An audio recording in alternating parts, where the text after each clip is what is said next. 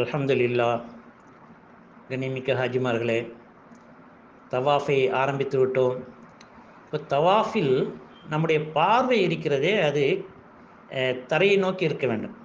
தவாஃபை ஆரம்பிக்கும் போது கஅபத்துல்லாவை நோக்கி நம்முடைய பார்வை இருக்க வேண்டும். ஹஜ்ருல் அஸ்வதை நோக்கி நாம் அந்த துவாக்கள் எல்லாம் ஓதினோம். பிஸ்மில்லாஹி அல்லாஹ் அக்பர் வலில்லாஹில் ஹம்து சொன்னோம். எப்போது தவாஃபை துவங்கி விட்டோமோ அப்போது நம்முடைய பார்வையை தரையை நோக்கி இருக்க வேண்டும். எப்படி தொழுகையிலே தக்பீர் கட்டுவதைப் போலத்தான் இது. தக்பீர் கட்டும்போது கிப்லாவை முன்னோக்கி இருக்கிறோம், பார்க்கிறோம். தக்பீர் கட்டிவிட்டால் நம்முடைய பார்வை சஜிதாவுடைய இடத்துக்கு போய்விடுகிறது. அது போலத்தான். எனவே பல உலமாக்கள் எழுதியிருப்பதைப் போல கஅபத்துல்லாவை பார்க்கக்கூடாது, தவாஃப் செய்யும் போது பார்க்கக்கூடாது.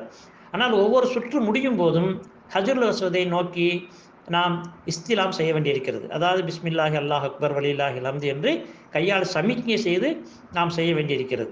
ஆகவே இப்போது முதல் சுற்று ஆரம்பிக்கின்றீர்கள். முதல் சுற்றிலே பெரும்பாலான நபிமார்கள் ஓதிய 3ஆம் கலிமா சுப்ஹானல்லாஹி வல்ஹம்துலில்லாஹி வலா இலாஹ இல்லல்லாஹு அல்லாஹு அக்பர் வலா ஹவ்ல வலா குவத்த இல்லா பில்லா, இதுவரை ஹதீஸில் இருக்குது. இல்லா பில்லாஹில் அலியில் அலீம் என்று ஓதலாம். ஆக இந்த 3ஆம் கலிமாவை முதல் சுற்று முடிகிற வரை, அதாவது 4 மூலைகளையும் சுற்றி வந்து புறப்பட்ட ஹஜ்ருல் அஸ்வதுடைய மூலைக்கு வருகின்ற வரை நாம் இதை ஓதலாம். ஆனால் 4வது மூலையிலிருந்து ஹஜ்ருல் அஸ்வதுக்கு வருகின்ற போது நாம் வேறு விஷயங்கள் ஓத வேண்டியிருக்கிறது. ரப்பனா ஆத்தினா ஃபித் துன்யா ஹசனத்தும் வஃபில் ஆஹிரத்தி ஹசனத்தும் வகினா அஸாபன்னார் என்று ஓத வேண்டும் என்பது அபூ தாவூதுடைய ஹதீஸிலே பதியப்பட்டிருக்கிறது. சில உலமாக்கள் அதோடு அதிகில்னல் ஜன்னத் மஅல் அப்ரார் யா அசீஸ் யா கஃபார் யா ரப்பல் ஆலமீன் என்பதையும் சேர்த்துக் கொள்ளலாம் என்று சொல்கிறார்கள். ரப்பனா ஆத்தினாவோடு ரப்பனா ஆத்தினா ஃபித் துன்யா ஹசனத்தும் ஃபில் ஆஹிரத்தி ஹசனத்தும் வகினா அஸாபன்னார் வ அதிகில்னல் ஜன்னத் மஅல் அப்ரார் யா அசீஸ் யா கஃபார் யா ரப்பல் ஆலமீன் என்று நாம் ஓதிக்கொள்ளலாம் என்று சொல்லுகின்றார்கள். ஆகவே முதல் சுற்றில் 3ஆம் கலிமா ஓதுவது சிறப்பு. இன்னும் சொல்லப்போனால் முதல் சுற்றில் 3ஆம் கலிமா ஓத வேண்டும் என்பதும் ஹதீஸில் தான், இப்னு மாஜாவிலே சொல்லப்பட்ட ஒரு ஹதீஸிலே இருக்கிறது. 3 சுற்றுகள் வரை கூட 3ஆம் கலிமா ஓதலாம். ஏன்னால் 3ஆம் கலிமா அல்லாஹ்வை புகழக்கூடிய விஷயமாக இருக்கிறது. அடுத்து வேறு என்ன ஓதலாம்?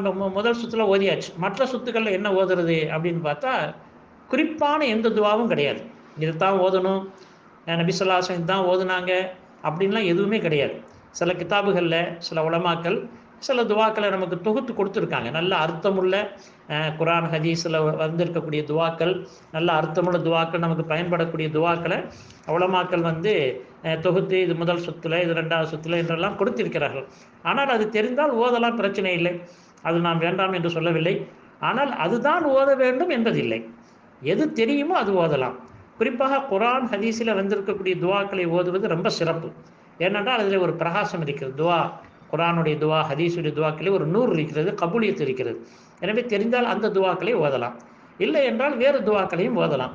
இல்லை அரபியிலே தெரியாது என்று சொன்னால் நம்முடைய தாய் மொழியிலேயே நம்முடைய துவாக்களை செய்து கொண்டு வரலாம்.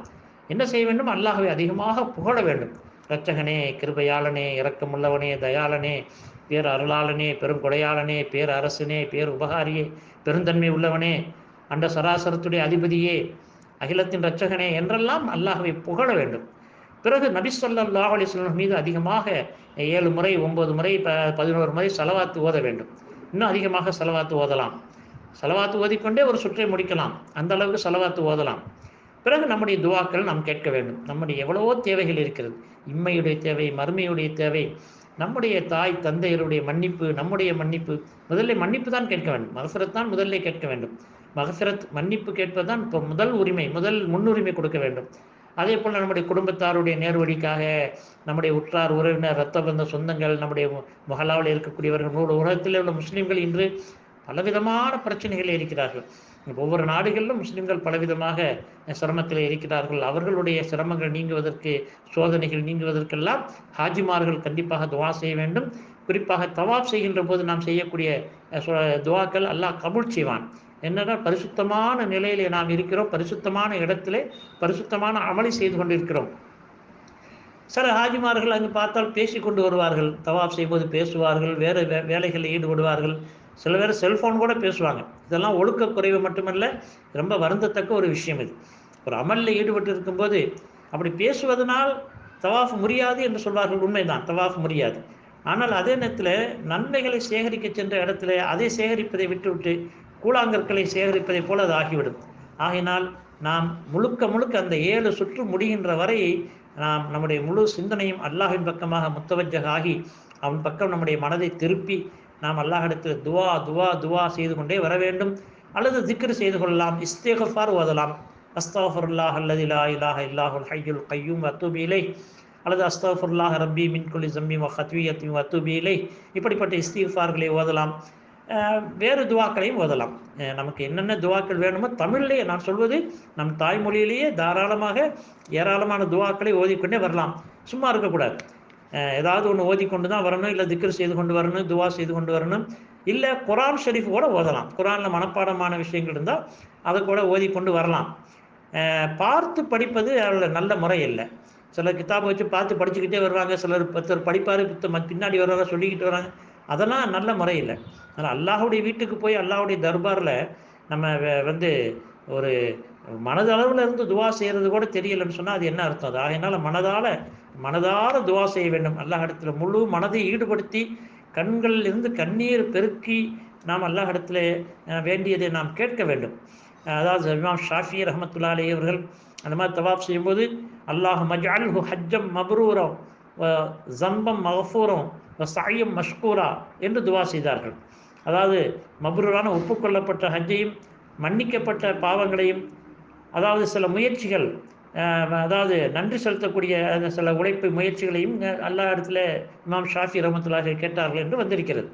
இன்னும் பல பெரியார்கள் பல நாதாக்கள் இந்த மாதிரி செய்திருக்கிறார்கள். இப்போ 3 சுத்து ரமல் குலுக்கி நடக்கிறது, தோலை உலுக்கி நடக்கிறது என்பது 3 சுத்துக்கு மட்டும்தான், 4வது சுத்துல கிடையாது. 3 சுத்துல ஒருத்தர் செய்ய மறந்துட்டாரு அப்படின்னா அதை 4வது சுத்துல கலா செய்யலாமான்னா செய்யக்கூடாது. ஏன்னா முதல் 3 சுத்துல குலுக்கிறது தான் சுன்னத்து.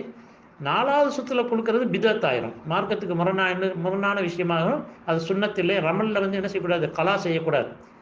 அதே மாதிரி இந்த இல்திபா செய்கிறமே, வலது தோலை திறந்து வச்சிருக்கிறோமே, அது தவாஃப் சமயத்தில் மட்டும்தான்.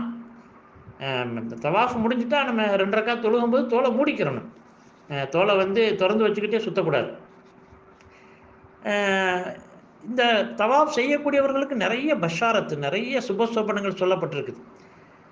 இதில் முதல் ஹஜ்ருல் அஸ்வதுடைய மூலையிலிருந்து புறப்பட்டு 2வது மூலைக்கு வந்தோம். அந்த லாட வடிவ கைப்பிடி சுவரை ஒரு சுற்றி 3வது மூலைக்கு வந்தோம். பிறகு 4வது மூலைக்கு வந்தோம். இந்த 4வது மூலைக்கு பேர் தான் ருக்குனுல் யமானின்னு சொல்கிறது. இந்த 4வது மூலைக்கு பேர் தான் ருக்குனுல் யமானி. அந்த இடத்துல மலக்குகள் ஹாஜிமார்களுடைய துவாக்களுக்கு ஆமீன் சொல்கிறாங்க. அந்த இடத்துல சில பேர் அந்த ருக்குனுல் யமானியை போய் தொடுவாங்க. தொட வேண்டியதில்லை. ஒரு கையால் வலது கையால் இஷாரா செய்யலாம். அந்த இடத்துல துவா செய்யலாம்.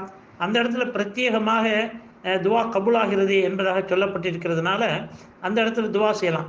அதாவது அல்லாஹும்ம இன்னி அஸ்ஸலுக்கல் அஃவ வல் ஆஃபியத வல் முஆஃபாத்த தாயிமா ஃபித் தீனி வத் துன்யா வல் ஆஹிரா வல் ஃபௌஸ பில் ஜன்னா வன் நஜாத்த மினன் நார் என்று ஒரு துவா இருக்கிறது. முடிந்தால் ஓதலாம்.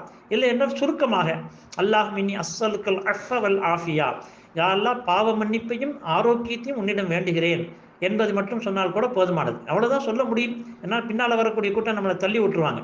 அந்த இடத்துல நிற்கிறது, ருக்குனுல் யமானிக்கு நேரம் நின்று ஓதுறதுங்கிறது நடைமுறையில் கொஞ்சம் கஷ்டம். ஏன்னா அடுத்தடுத்து வர்றவங்க நம்மளை தள்ளிக்கிட்டே இருப்பாங்க. ஆனால் சுருக்கமான துவா செய்துவிட்டு அந்த இடத்தை விட்டு தாண்டும் போது, இப்போ நம்ம எங்கே போகிறோம், புறப்பட்ட இடத்தை நோக்கி போகிறோம். 4வது மூலை ருக்குனுல் யமானி, அங்கேருந்து ருக்குனுல் ஹிந்து ஹஜ்ருல் அஸ்வதுடைய மூலைக்கு நம்ம போகிறோம். அப்படி போக ஆரம்பிக்கும் போது ரப்பனா ஆத்தினா ஃபித் துன்யா ஹஸனத்தும் ஃபில் ஆখিরাতি ஹஸனத்தும் வகினா அஸாபன்னார் இந்த துவாவை ஓதிக்கொண்டு நெருங்கணும் சொன்னால் அந்த புறப்பட்ட இடத்துக்கு வந்துடுவோம். இப்போ புறப்பட்ட இடத்துக்கு வந்தவொடனே நம்முடைய முகம், கை, நெஞ்சு இதை திருப்பி, சில பேர் முழு உடலையும் திருப்பலாம் அப்படி பெரியார்கள் செஞ்சுருக்காங்கன்னு சொல்கிறாங்க. அது நம்ம விருப்பம். ஆனால் முகமும் நெஞ்சும் திரும்பினால் கூட போதுமானது. திரும்பி ஹஜ்ருல் அஸ்வதை நோக்கி மறுபடியும் இஸ்திலாம் செய்யணும்.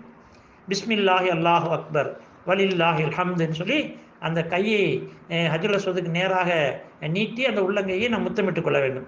பிறகு 2வது சுற்று ஆரம்பிக்குது. 2வது சுற்று முடிஞ்ச உடனே 3வது இஸ்திலாம், 3வது சுற்று முடிஞ்ச உடனே 4வது இஸ்திலாம்.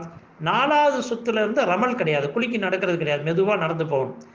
எப்போவுமே பெண்களுக்கு முதல்ல இருந்தே ரமல் கிடையாது. அவங்க மற்றவங்க மாதிரி வேகமாக நடக்கக்கூடாது, குலுக்கி நடக்கக்கூடாது, அமைதியாக மெதுவாக தான் பெண்கள் நடந்து போகணும். இப்போ மகரமான ஆண்கள் தங்களுடைய பெண்களை கையை பிடிச்சி கூட்டிகிட்டு போகலாம் தவாஃப் செய்யும்போது, அதில் ஒன்றும் தப்பு கிடையாது. அதாவது தவறான விஷயங்கள் தான் வந்து தடுக்கப்பட்டிருக்க தவிர, உதவி செய்வது அப்படிங்கிற அடிப்படையில் கணவன் மனைவியை கையை பிடிச்சி கூட்டிகிட்டு போகிறாரு, தந்தை மகளை கூட்டிகிட்டு போகிறாரு, அதில் ஒன்றும் தப்பு கிடையாது. ஏன்னா பெண்கள் பலகீனமாக ஆனவங்க, யாராவது வந்து இடிச்சிடலாம், தள்ளி விட்டுறலாம். அதனால் வந்து பாதுகாப்புக்காக நம்ம கையை பிடிச்சி கூட்டிகிட்டு போகிறது தான் நல்லது. இன்னும் சொல்லப்போனால் நம்ம முதல்ல தவாஃப் செய்யும்போது கொஞ்சம் தூரம் இருந்தே செய்கிறது தான் நல்லது. அதான் சேஃப்டி, நமக்கு பாதுகாப்பு. இல்லை பெரும் கூட்டம் சமயங்களில் பெருங்கரும் கூட்டமாக வந்து என்ன செய்வாங்க, இப்போ சில நாட்டை சேர்ந்தவர்கள் பெரிய உடம்பு உள்ளவங்க இருக்காங்க, ஒரு இடி இடிச்சா நம்ம கீழே விழுந்துருவோம். கீழே விழுந்துட்டா மறுபடியும் பெரிய ஒரு பாதிப்பாயிரும். அதனால என்ன செய்யணும், தவாஃப் செய்யும்போது கொஞ்சம் தள்ளியே ஆரம்பத்தில் செய்கிறது நல்லது. அல்லாஹாலா இந்த அந்த அந்த காபத்துல்லாவில் 120 ரஹமத்துகளை இறக்குறான். அதில் தவாஃப் செய்யக்கூடியவங்களுக்கு 60 ரஹமத்து சேருது அப்படின்னு சொல்லி இதுவும் ஹதீஸில் தான் வந்திருக்கு. இப்னு அப்பாஸ் ரலியல்லாஹு அன்ஹு அவர்கள் அறிவிக்கக்கூடிய ஹதீஸ் பைஹக்கியில் இருக்குது. இதில் சொல்கிறாங்க 120 ரஹமத்தில் 60 ரஹமத்து வந்து தவாப் செய்யக்கூடியவங்களுக்கு, 40 ரஹமத்து வந்து தொழக்கூடியவர்களுக்கு, 20 ரஹமத்து இருக்க காபத்துல்லாவை பார்த்து கொண்டிருக்கக்கூடியவர்களுக்கு என்று வந்திருக்கிறது. நம்ம சமயங்களில் களைப்பாயிருவோம், டயர்டாயிருவோம், தவாப் செஞ்சு முடிச்சிட்டோம், இல்லை வேறு நேரங்களில் அந்த மாதிரி நேரத்தில் வெளியில் இருக்கிறத விட காபத்துல்லாவில் வந்து அந்த மஸ்ஜிதுல் ஹராமில், அதாவது மத்தாஃப்லாம் தாண்டி கட்டடம் இருக்கு இல்லையா, அந்த கட்டடத்தில் ஏதாச்சும் ஒரு இடத்துல உட்காந்துக்கிட்டு அல்லது ஒரு தூணில் பக்கத்தில் உட்காந்துக்கிட்டு காபத்துல்லாவை பார்த்துக்கிட்டே இருக்கிறது. காபத்துல்லா பார்க்குறது ஒரு இபாதத். 20 ரஹமத்துகள் நமக்கு அதில் கிடைச்சிடும். அது மட்டும் இல்லாமல் 3 விஷயங்களை பார்ப்பது என்பது, அதாவது பெற்ற தாய் தந்தையரை அன்போடு பார்க்கிறது, குர்ஆன் ஷரீஃபை பார்க்கறது, காபத்துல்லாவை பார்க்கறது, இது 3மே இபாதத்தை சேர்ந்தது, வணக்கத்தை சேர்ந்தது. இதுக்கு நிறைய நன்மைகள் நமக்கு சொல்லப்பட்டிருக்கு. அதனால் நம்முடைய நேரம் எப்போதான் ஓய்வு இருக்குதோ, நம்மளால் ஒன்றும் செய்ய முடியாது, இப்போ தவாஃபும் செய்ய முடியாது, தொழுகவும் முடியாது, ரொம்ப டயர்டாக இருக்குன்னு சொன்னால் சும்மா உட்காந்துக்கிட்டு பார்த்துக்கிட்டு இருக்கலாம் காபத்துல்லாவை. இப்போ நம்ம வந்து 4வது சுற்றுலேருந்து என்ன செய்யணும், சாதாரணமாக நடந்து வரணும், என்ன துவா வேண்டாலும் கேட்டுக்கலாம். இப்போ 7 சுற்று முடிஞ்சவொடனே அடுத்த ஒரு இஸ்திலாம் செய்வோம், 8வது இஸ்திலாம் செய்வோம். அதோடு முடிஞ்சிச்சு. அந்த 7 சுற்று முடிஞ்சிட்டு ஒரு தடவை இஸ்திலாம் செய்யணும். பிஸ்மில்லாஹ் அல்லாஹ் அக்பர் இஸ்திலாம் செஞ்சுட்டு இப்போ என்ன செய்யணும், அந்த இடத்த விட்டு வெளியாகி இப்போ நம்ம 2 ரக்காத்து தொழுக வேண்டியிருக்கு. அது மகாம இப்ராஹிம் அப்படின்னா இங்கே ஒரு கண்ணாடி கூண்டுக்களை இப்ராஹிம் அலைஹிஸ்ஸலாத்துடைய பாதம் படிந்த ஒரு கல், அதை பாதுகாத்து வச்சுருக்காங்க. அந்த இடத்துல நின்று தொழுகிறது சிறப்பு. ஆனால் பொதுவாக கூட்டங்களில் அது கொஞ்சம் சாத்தியம் இல்லை. அந்த இடத்துக்கு பக்கத்தில் போலீஸ் நிற்பாங்க, அதுக்கு பின்னாடி நிறைய பேர் தொழுவாங்க. கரெக்டாக அதுக்கு நேரம் தொழுகணும்னு இல்லை, காபத்துல்லாவுடைய வளாகத்தில் எங்கேயாவது ஒரு இடத்துல முடிஞ்ச வரைக்கும் அதுக்கு நெருக்கமான இடத்துல நின்று 2 ரக்காத்து குல்யாயிகள் காஃபிரோன் குல்ஹு அல்லாஹு, இது வாஜிபு தவாஃப் என்று சொல்லப்படும். இந்த தொழுகைக்கு பேர் வாஜிபு தவாஃப். தொழுகை நஃபில் தான், ஆனால் தொழுகிறது வாஜிபு. அப்படி தொழுகல்னு சொன்னால் அந்த 7 சுற்று சுற்றுனது வீணாக போயிடும். அப்போ உடனே தொழுக முடியலை, தவாஃப் செய்யும் போதோ அல்லது செஞ்சு முடித்த உடனே தொழுகை ஆரம்பிச்சிச்சு, ஐங்கால தொழுகை ஆரம்பிச்சிச்சுன்னா அந்த தொழுகையை முடிச்சுட்டு மறுபடியும் என்ன செய்யணும், இந்த 2 ரக்காத்து தொழுதணும். தவாஃப் செஞ்சுக்கிட்டு இருக்கையிலேயே இப்போ 4 சுற்று சுற்றிக்கிட்டு இருக்கிறோம், 3 சுற்று சுற்றிக்கிட்டு இருக்கோம், இமாம் ஜமாத்து ஆரம்பிக்க போகிறாங்க, காமத்து சொல்லியாச்சுன்னா நான் அப்படியே விட்டுட்டு என்ன செய்யணும், எந்த இடத்த விட்டோமோ அதை ஞாபகம் வச்சுக்கணும். எந்த இடத்த விட்டோமோ அதை ஞாபகம் வச்சுக்கிட்டு உடனே வந்து ஃபர்லான தொழுகையை தொழுதுட்டு மறுபடியும் தவாஃபை ஆரம்பிக்கணும். அதே மாதிரி தான் இந்த தவாஃபுடைய வாஜிபு தவாஃபும் அதே மாதிரி தான். தொழுகையுடைய நேரம் வந்துச்சுன்னா முதல்ல ஃபர்லான தொழுகையை முடிச்சிடணும், அப்புறம் இதை தொழுகணும்.